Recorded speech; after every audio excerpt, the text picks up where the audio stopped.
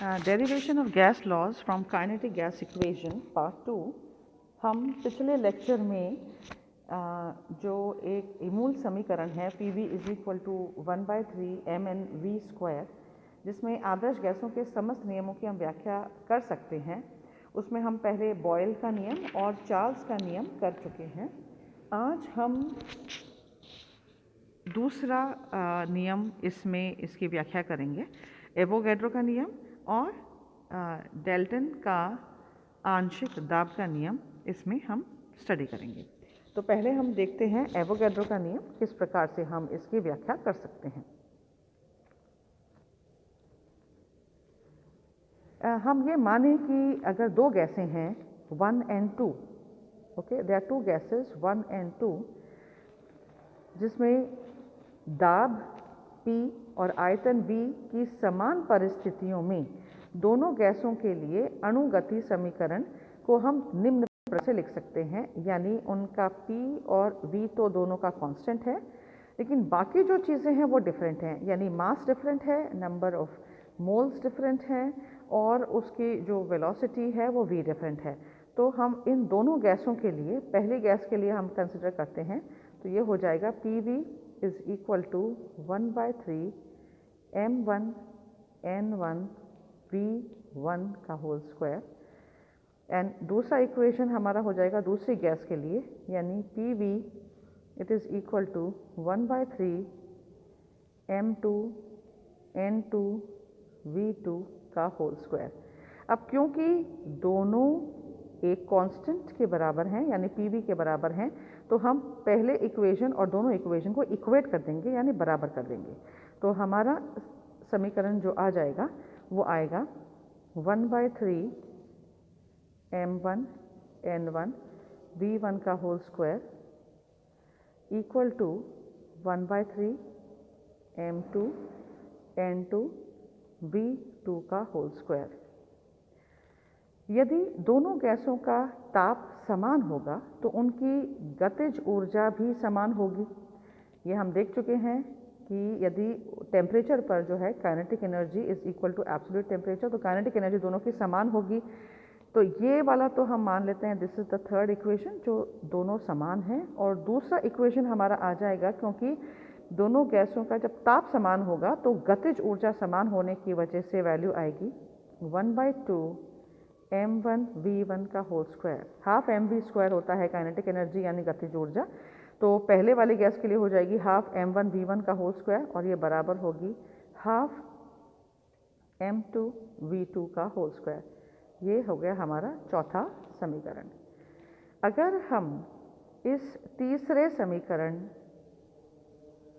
को चौथे समीकरण से भाग दें, यानी we divide the first equation, this first one, यानी थर्ड इक्वेशन जो है हमारा, और उसको हम फोर्थ से डिवाइड कर दें, तो लेट अस सी, इसको हमने डिवाइड कर देते हैं यहाँ पर, राइट। तो जो हमारी वैल्यूज़ आ जाएंगी यहाँ पे m1 cancels, right, v1 and v1 यानी v1² ये कैंसिल, यहाँ पर भी m2 कैंसिल, v2 का होल स्क्वायर और v2 का होल स्क्वायर कैंसिल, राइट। तो we have the values important here, क्योंकि ये दोनों आपस में समान है, तो यहाँ पर ये दोनों कैंसिल हो जाएंगी। इसी प्रकार से हाफ और हाफ भी कैंसिल हो जाएगा, राइट। एवरीथिंग इज कैंसिल्ड, और लेकिन क्या बचेगा, नंबर ऑफ मोल्स, यानी इसके अनुसार हम कह सकते हैं n1 it is equal to n2। This is Avogadro's law, अथवा हम ये कह सकते हैं ताप, दाब और आयतन की समान परिस्थितियों में समस्त गैसों में विद्यमान अणुओं की संख्या समान होती है, और यही एवोगैड्रो का नियम है।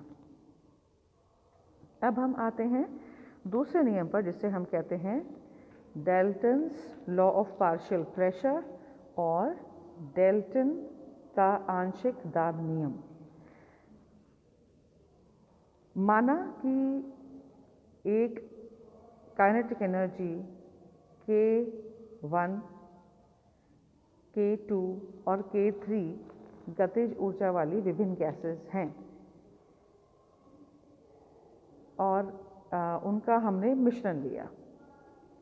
आई एम रिपीटिंग कि अगर हम बहुत गतिज ऊर्जाओं वाली विभिन्न गैसों का एक मिश्रण हम लेते हैं और गतिज समीकरण के अनुसार जो मिश्रण की कुल गतिज ऊर्जा होगी वो बराबर होगी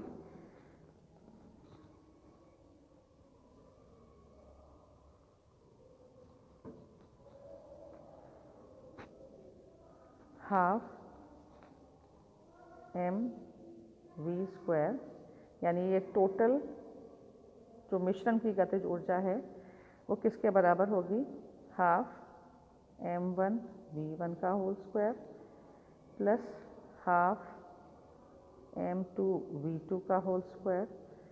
यानी अलग अलग प्रकार की जो गैसेस हैं उनका मिश्रण हमने लिया है। आगे इसी तरीके से हाफ m3v3 का whole square plus and so on, and this is how we can have the total amount of this, right? अगर हम इसमें नंबर ऑफ मोल्स भी ऐड कर दें तो हमें जो समीकरण मिलेगा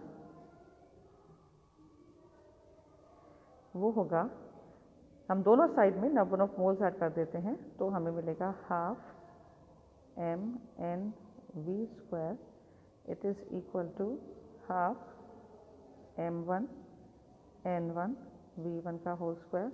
ये number of moles for first gas है n1 plus half m2 n2 v2 का होल स्क्वायर। यहाँ n2 नंबर ऑफ मोल्स हैं दूसरे गैस के, और इसी तरीके से third gas and fourth gas इसी तरीके से हो जाएगा।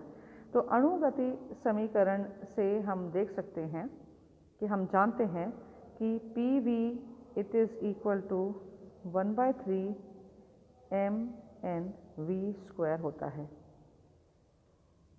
और अगर हम इसी समीकरण को 2 से भी मल्टीप्लाई करें और 2 से डिवाइड कर दें, राइट, तो हमें जो समीकरण मिलेगा वो हाफ mnv² इंटू 1/3 आ जाएगा। यानी ये टर्म और ये टर्म हम पहले ले लें तो ये आ जाएगा 2/3, बाकी जो आएगा वो यही आ जाएगा आपका mnv² which is equal to PV के बराबर होगा। So what we will get, we will get PV it is equal to 2/3 half mnv²। अगर हम इस टर्म को लेफ्ट हैंड साइड में ले जाएं तो ये हो जाएगा 3/2 PV which is equal to half mnv²।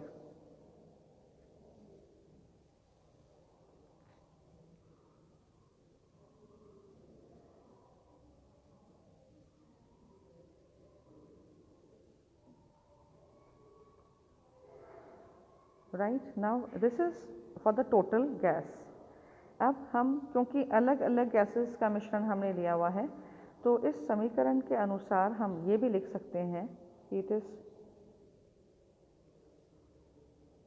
3/2 PV it is equal to 3/2 P1V, क्योंकि सबके अलग अलग प्रेशर्स हैं, plus 3/2 P2V plus 3/2 P3V and so on. चूँकि समस्त गैसें एक ही पात्र में हैं अतः सबके लिए V का मान समान होगा। It is very simple. हमने यहाँ पर भी V क्यों लिया है, यहाँ पर भी V क्यों लिया है, यहाँ पर V क्यों लिया है, क्योंकि जो सभी गैसें हैं, गैस क्या है कि जो आयतन जिस पात्र में वो रखी जाती हैं उसी को घेर लेती हैं, तो उनके लिए वॉल्यूम वही होगी। तो जो प्रेशर होगा, pressure will be equal to P1 plus P2 plus P3 and so on. और यही डेल्टन का आंशिक दाब का नियम है, यानी जो टोटल प्रेशर होगा वो सभी गैसों के प्रेशर के टोटल सम के बराबर होगा।